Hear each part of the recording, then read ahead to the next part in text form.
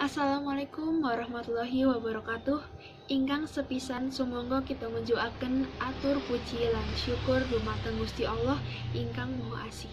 Amargi sampun maringi rahmat dhateng kita sedaya saengga ing wekdal menika kita taksih saged kempal manunggal ing enjing menika lan saged derek mangu bagya pingeti dinten ambal warsa kaping 50 SMA Negeri Setunggal Wonosobo.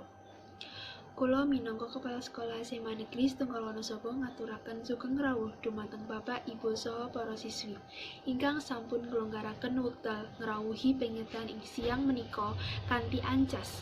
Mugi-mugi pahargyan punika saged dados pecuting lampah ing dinten-dinten samangke ngandhalaken tekad majengaken pangula wetah umumipun. Ningkataken prestasi sekolah tuwin akhlakipun para siswi mliginipun.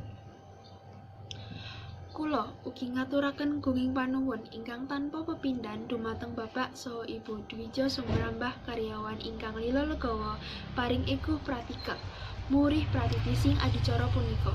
Boten kesupen kula ngaturaken agung panuwun dumateng panitia tanggap warsa ingkang sampun paring pambiyantu supados adicara ing kalenggahan menika saged kaleksanan.